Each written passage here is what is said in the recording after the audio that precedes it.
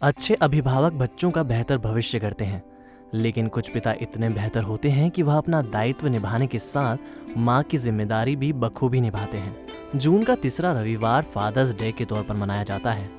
अभय news ने fathers day पर शहर की एक ऐसी ही शख्सियत से बातचीत की। यह शख्सियत है बाल मंच के संस्थापक सतीश दवे। सेठी नगर निवासी दवे अब तक 10,000 से अधिक बच्चों की प्रतिभाओं को तराश चुके हैं। ये बच्चे समाज में हर जगह अपना लोहा मनवा रहे हैं। इनमें सुप्रसिद्ध बाल चिकित्सक डॉक्टर रवि राठौर है तो नृत्य गुरु हरि हरेश्वर पोद्दार भी है। भारतीय खाद्य निगम के कर्मचारी रहे दवे ने अपने काम, कला और परिवार के बीच सामंजस्य बिठाते हुए प्रतिभाएं तैयार की। आइए ये उन्हीं से जानते हैं। नमस्कार साथियों, जैसा कि आप सब जानते हैं आज फादर्स डे है। यूं तो हम लोग माँ, महिलाओं सबका सम्मान करते हैं, लेकिन कहीं ना कहीं पुरुष अनदेखा हो जाता है। माँ से तो हमें बहुत प्यार होता है, लेकिन पिता की भी एक महत्वपूर्ण भूमिका होती है। तो आज फादर्स डे के उपलक्ष्य में हम आपको उज्जैन की एक ऐसी महान विभूति से मिलवाने जा रहे हैं जो एक नहीं, दो नहीं, पूरे 10,000 बच्चों के पिता हैं। स्वागत करते हैं बाल मंच के संस्थापक श्रीमान सतीश दवे जी का। सर नमस्कार। वैसे तो सर आपको किसी परिचय की ज़रूरत नहीं है, लेकिन मैं चाहूँगा कि आप हमारे दर्शकों के लिए एक छोटा सा अपना परिचय ज़रूर दे दीजिए। मेरा बचपन उज्जैन के पास में एक छोटा सा कस्बा है बड़नगर, जहाँ से शुरुआत हुई थी, वहीं स्कूलिंग हुई और उसके बाद में उज्जैन में आकर माधव साइंस कॉलेज से बीएससी की और एमएससी शुरू ही करी थी। एडमिशन हुआ था और क्योंकि नौकरी लग गई थी तो हम लोग यहाँ से सीधे नौकरी पे ज्वाइन कर लिया था। नौकरी में क्योंकि सेंट्रल गवर्नमेंट की फूड कॉरपोरेशन का जॉब था तो वहाँ से हर 2-3 साल में लगभग एक ट्रांसफ़र होता था। हम लोग काफ़ी दूर घूमे और जिसके कारण बच्चों की पढ़ाई में भी डिस्टर्बेंसेस रहे। उसी के साथ एक दूसरा शौक भी रहा थिएटर का। थिएटर और ऑफिस और घर, इन सब को एक साथ मिलाने की मैं कोशिश करता रहा हूँ। ये एक सामान्य मेरा परिचय रहा है। जब आपने कहा कि आप ऑफिस, कला और परिवार को एक साथ लेके जब चल रहे थे, तो समन्वय बिठाने में और क्या संघर्षों का आपको सामना करना पड़ा? क्योंकि हम देखते हैं अमूमन इंसान सिर्फ जॉब करते करते ही थक जाता है, फिर परिवार का देखता है तो और ज़्यादा थक जाता है, तो या तो वो आलसी हो जाता है या फिर वो, तो ऐसे में आप 3 चीज़ों को लेकर चले, तो क्या आपने परेशानियों का सामना किया? क्या आपको उससे सीखने को मिला और क्या आपसे बच्चों को या समाज को सीखने को उससे प्रेरणा मिली है? ये बात सही है कि इन तीनों में सामंजस्य बिठाना बहुत दिक्कत वाला काम है। सेंट्रल गवर्नमेंट की नौकरी होने के कारण आपके पास में टाइम की कोई वो नहीं रहती है कि आप इतनी बजे से इतनी बजे तक नौकरी करेंगे। टेक्निकल जॉब थी तो हमें कब सुबह कितनी बजे शुरू करना है और कितनी बजे ख़त्म करना है कोई अंदाज़ नहीं होता था। घर की ड्यूटी निभाने के लिए कई बार ये होता था कि क्या करें, आज किस तरह से हम एडजस्ट करें, किस तरह से क्या करें। ये ज़रूर है कि चाहे दिन में 1 घंटा मिलता था या आधा घंटा मिलता था तो थिएटर की तरफ ज़रूर इन्वॉल्व हो जाते थे। और घर का थिएटर के इस जुड़ाव में बहुत सहयोग मिला सबसे। मेरी धर्मपत्नी ने बहुत सहयोग किया। कोई सी भी जितनी परेशानी होती थी तो वो हम लोग बांट लेते थे, चलिए अब ऐसा करना है तो हम लोग इसको किस तरह से सॉल्व कर सकते हैं। प्रॉब्लम क्रिएट करने की बजाय पूरे परिवार ने प्रॉब्लम सॉल्व करने की भूमिका निभाई और इस कारण हम लोग बेहतर तरीके से चीज़ों को करते रहे। नौकरी की जो दिक्कतें थी वो अपनी जगह थी ही, लेकिन परिवार के साथ में रंगमंच में जो सामंजस्य बिठा सका वो सिर्फ परिवार के कारण बिठा सका मैं।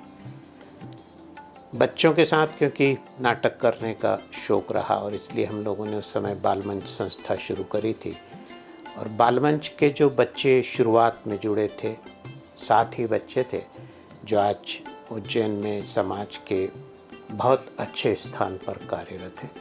पर लगातार बच्चों के साथ काम करते हुए ऐसा लगा कि ये जितने बच्चे जुड़ रहे हैं ये भी मेरे परिवार का हिस्सा है और इस कारण मैं ज़्यादा बड़ा परिवार हो गया।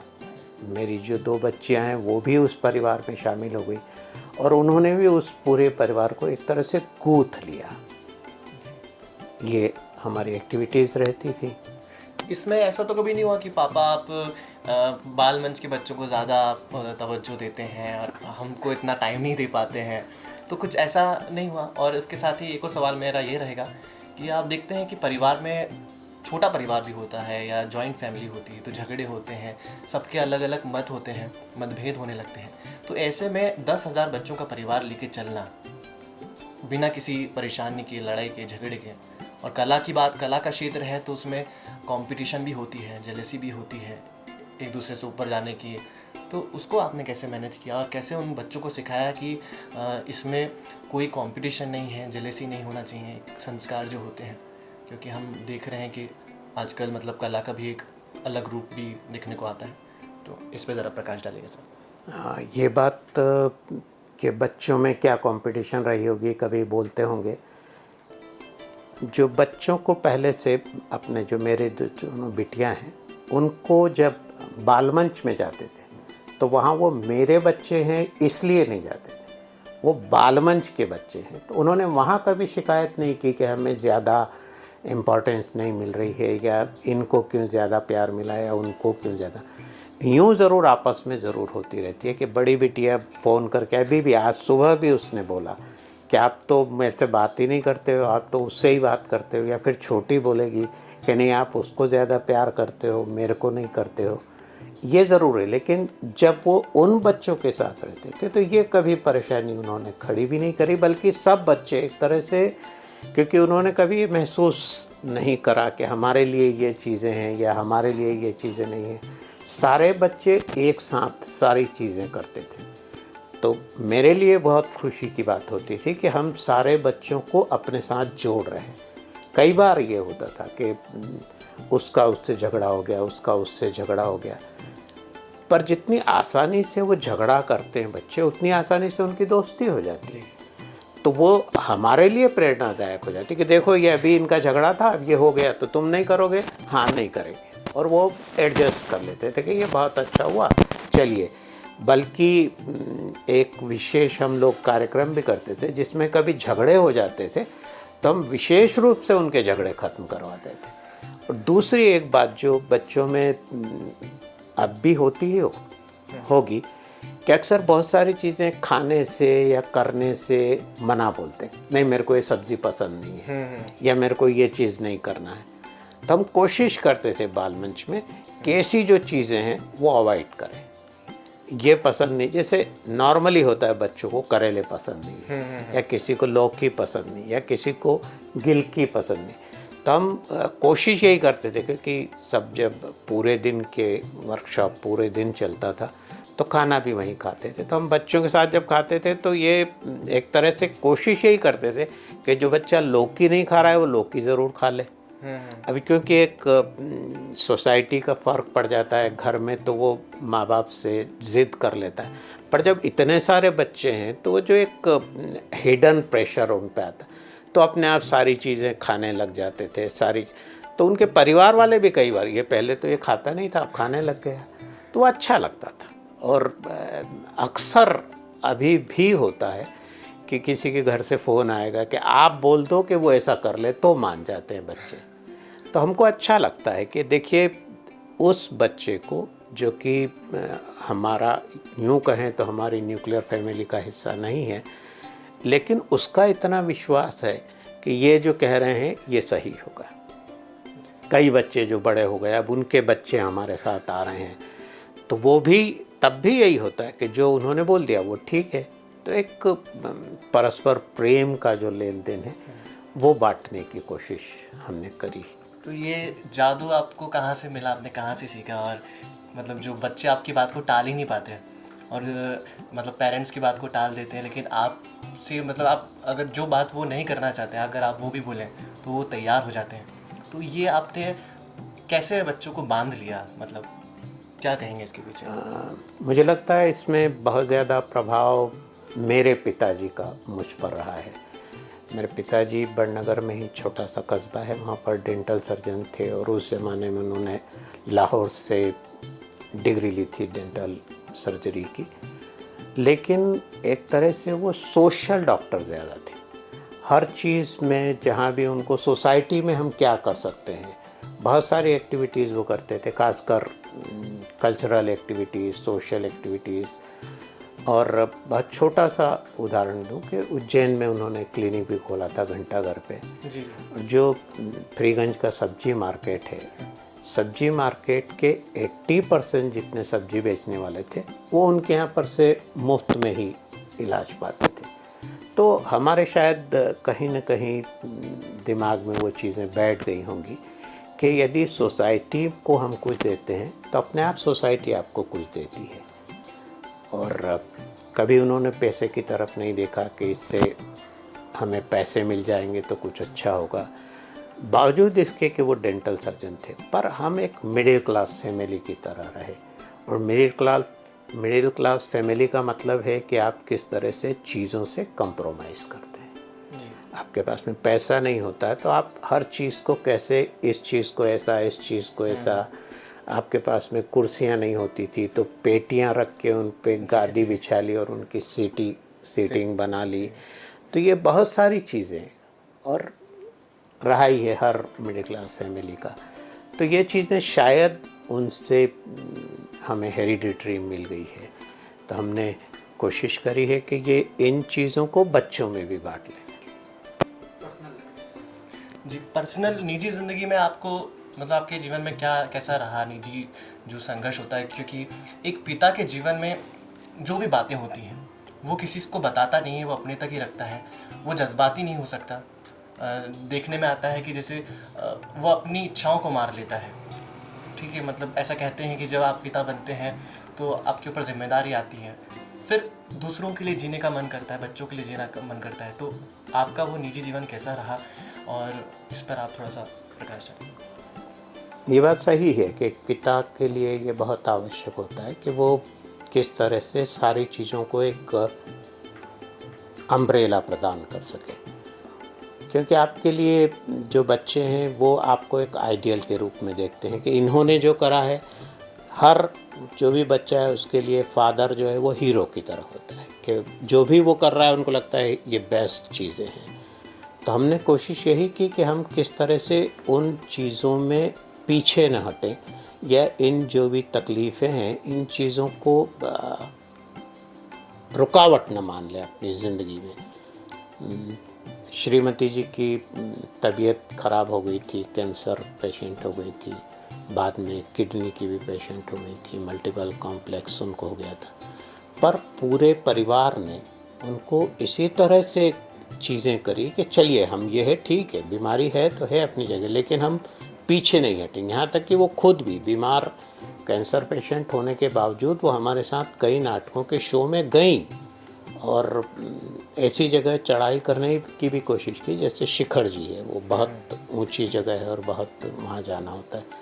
तभी उनके मन में था कि नहीं हम चलेंगे। तो ये प्रेरणा हमको भी मिलती है कि चलिए जब एक इस तरह का पेशेंट ये कर सकता है, और ये पूरी फैमिली को एक जोड़ने की कोशिश है कि एक पिता सिर्फ जोड़ने का काम कर सकता है, क्योंकि असली देखभाल तो माँ करती है जी।